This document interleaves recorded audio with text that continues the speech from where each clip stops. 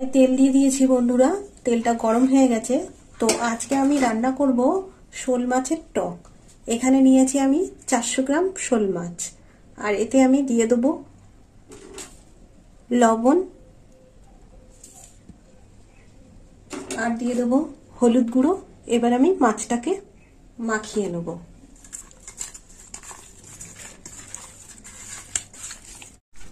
এই দেখুন বন্ধুরা, মাছটা আমি লবণ আর হলুদ দিয়ে মাখিয়ে নিয়েছি।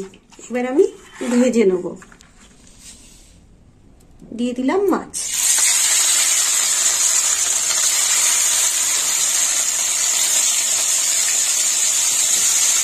মাছটা ভাজা হোক।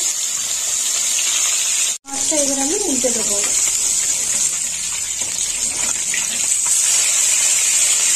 দেখুন বন্ধুরা, মাছটা কত সুন্দর ভাজা হয়েছে।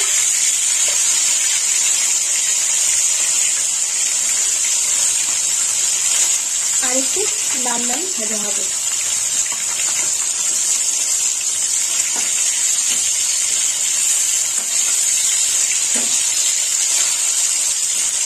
ভাজা হোক। মাছগুলো ভাজা হয়ে গেছে বন্ধুরা, এবার মাছগুলো আমি তুলে নেব। এই দেখুন বন্ধুরা, মাছগুলো ঠিক এরকম হয়েছে। এবার বাকি মাছগুলো ভেজে নেব।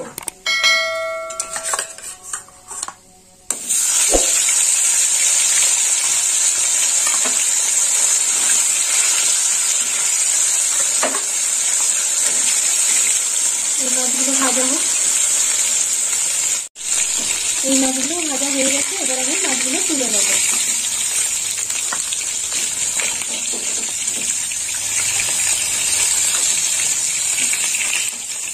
তুলে নিলাম সব মাছ।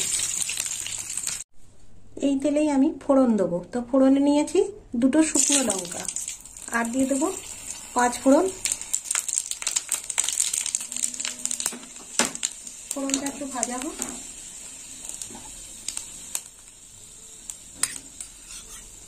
দিয়ে দেবো কাঁচা লঙ্কা বাটা।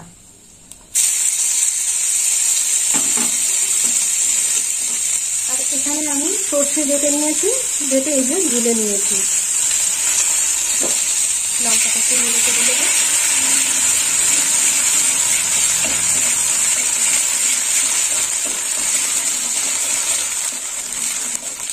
ফোড়নটা ভাজা হয়ে গেছে। এবার সর্ষে বাটাটা এই যে ভালো করে নেড়ে চেড়ে নিই। এবার সর্ষে গোলাটাও দিয়ে দেবো, অল্প দেবো।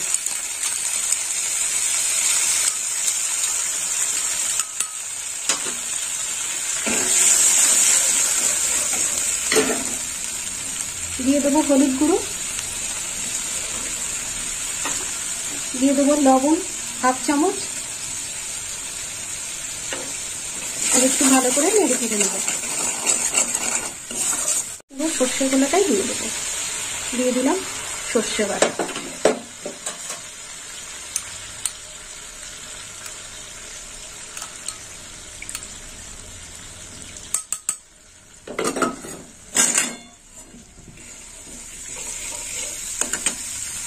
এবার দিয়ে দেবো পোস্ত বাটা।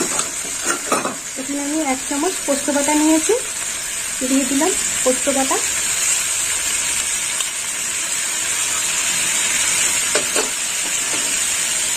আর একটু নেড়ে চেড়ে নেব।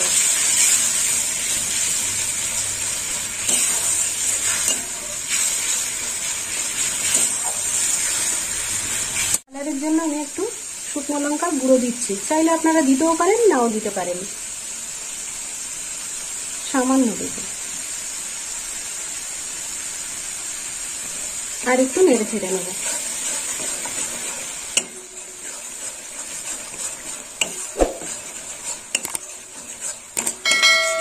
মশলাটা কষা হয়ে গেছে বন্ধুরা, দেখুন।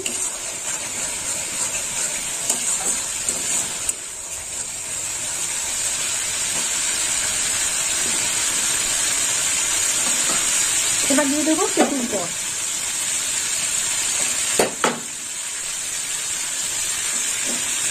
দিয়ে দিলাম তেঁতুলের খাপ। এখানে আমি 2 চামচ তেঁতুল নিয়েছি।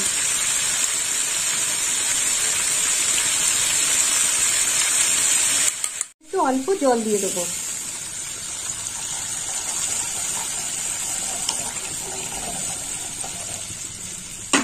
একটু ফুটবে,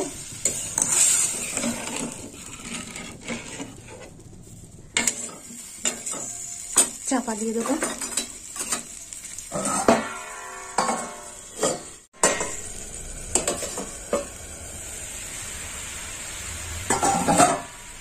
এবার আমি এতে মিষ্টি দিয়ে দেবো। তো আপনারা যে যেরকম টক খাবেন সেরকম মিষ্টি দেবেন।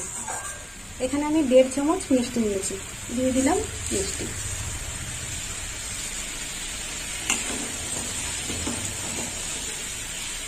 আর একটু ফুটবে। আমি ভেজে রাখা মাছগুলো দিয়ে দেবো।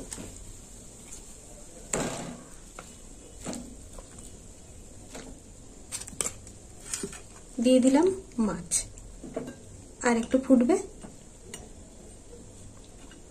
ঝোলের সাথে মাছ না ফুটলে মাছের মধ্যে টক জলটা ঢুকবে না।